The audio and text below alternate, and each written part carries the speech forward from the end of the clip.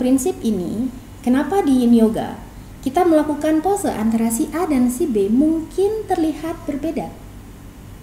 Tetapi kita berusaha mencari rasa yang sama. Misalnya, seperti tadi kita melakukan pose half saddle. Mungkin antara si A, si B, si C melakukannya berbeda, tetapi kita ingin mencari rasa yang sama, yaitu rasa peregangan pada paha depan dan lutut. Meskipun bentuknya terlihat berbeda, tetapi secara fungsi kita melakukan gerakan yang memiliki fungsi yang sama.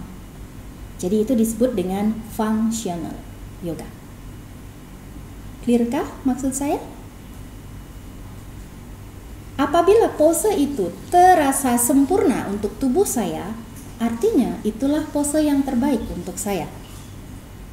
Meskipun terlihat berbeda dengan orang lain.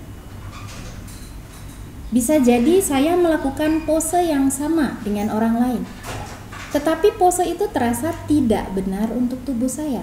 Artinya, pose itu tidak benar untuk saya. Meskipun sama dengan yang dilakukan oleh orang lain.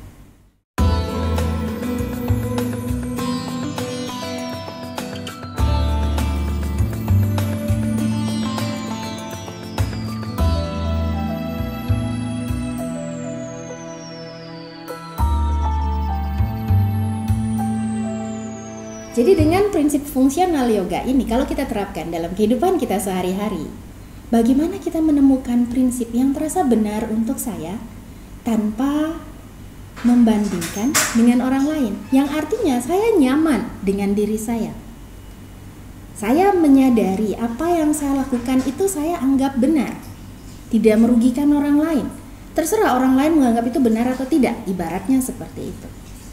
Selama itu terasa benar dan tidak mengganggu orang lain, kita berpegang pada prinsip kebenaran itu. Dan di dalam kelas Yin Yoga itu yang paling biasanya, paling sering ditekankan.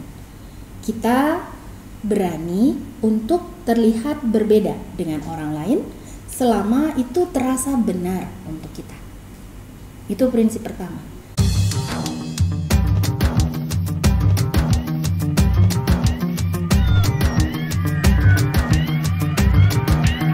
Antara si A, si B, si C, batasnya mungkin berbeda.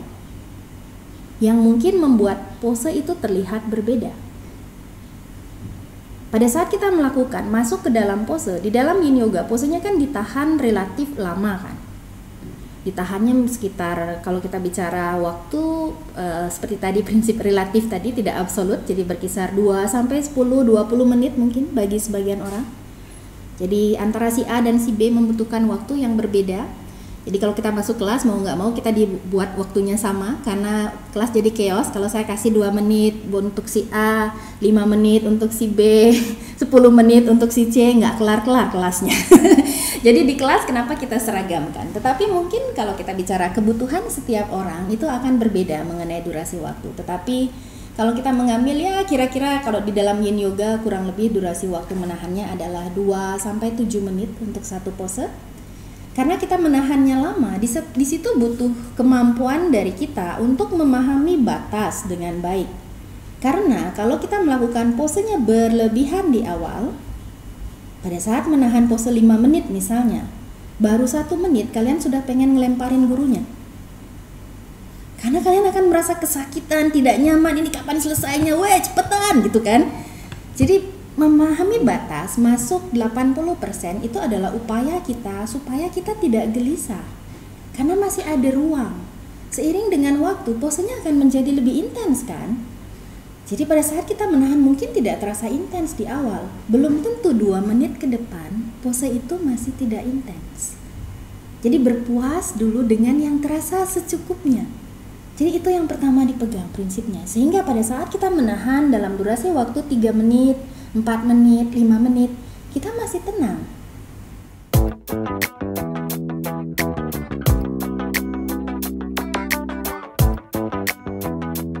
Di dalam Yin Yoga, kenapa kita melakukan sebuah pose mungkin terlihat berbeda, tetapi kita mengerjakan target area yang sama.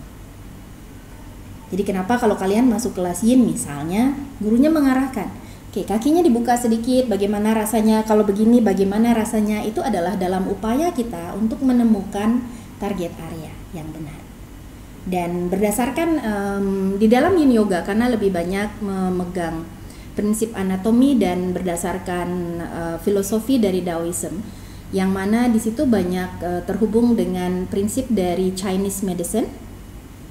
Jadi di dalam Chinese medicine itu menganggap tubuh itu terbagi menjadi jalur-jalur energi yang terhubung dengan organ. Jadi di sana ada 12 meridian atau nadi atau jalur energi yang terhubung dengan 12 organ kita sebut, yang mana masing-masing jalur ini melewati bagian tubuh tertentu. Seperti halnya kalau kalian melakukan akupunktur atau akupressure. Jadi secara prinsip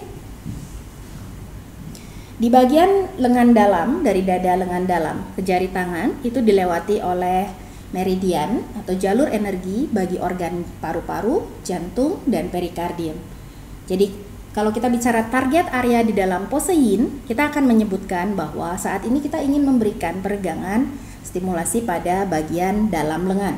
Itu disebut dengan target area.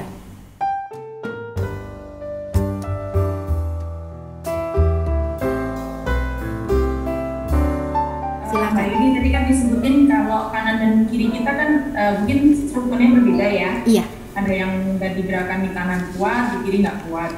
Itu misalnya apakah memberikan fungsi yang sama dan manfaat yang sama nggak sih sebenarnya, walaupun kanan dan kirinya beda gitu? Sama. Jadi tentu dari segi rasa akan terasa perbedaan, tetapi kalau kita bicara manfaat sama saja fungsinya. Jadi terkadang kita membutuhkan gerakan yang berbeda untuk mendapatkan fungsi yang sama. Jadi misalnya untuk kaki kanan pada saat melakukan halt saddle yang tadi kita lakukan di posisi berbaring lipat satu kaki, untuk kaki kanan mungkin saya membawa jari kaki saya ke belakang nyaman. Tetapi untuk kaki kiri sakit. Jadi saya tekuknya ke samping. Itu memberikan manfaat yang sama meskipun gerakannya berbeda. Gitu? Oke, makasih Mbak Yuni. Sama-sama, karena target areanya sama ya di paha. Dan tidak ada orang terlahir simetris, semua orang tidak simetris, hanya saja perbedaannya ada yang banyak, ada yang sedikit. Jadi memang kiri kanan pasti akan berbeda kok kita.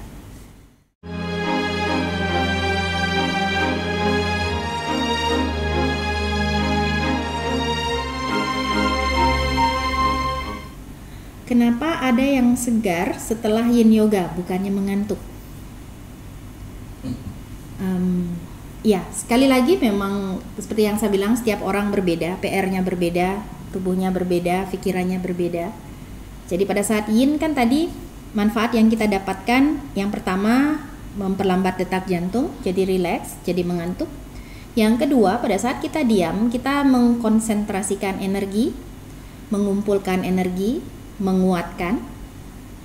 Yang mana kalau kita bicara, di situ mungkin juga akan memberikan rasa berenergi, segar.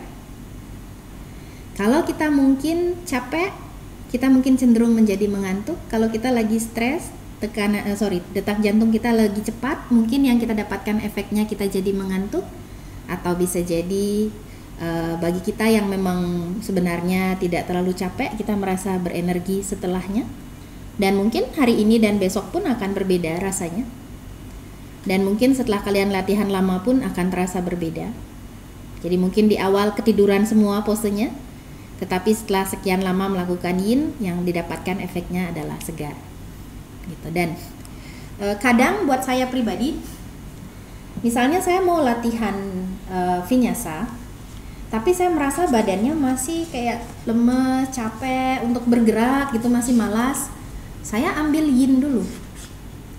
Ambil yin untuk mengumpulkan energi, dan biasanya setelah yin, kalau memang badan saya merasa lemas, bukan karena saya kekurangan energi, tapi karena malas badannya, biasanya habis yin saya merasa enak untuk melakukan vinyasa. Tapi kalau habis yin saya merasa mengantuk, artinya tubuh saya memang lagi capek gitu. Jadi saya akan lanjutkan yinnya biasanya. Jadi itu trik saya biasanya. Pada saat lakukan yin, saya merasa segar, berarti artinya saya sebenarnya tidak capek, hanya malas.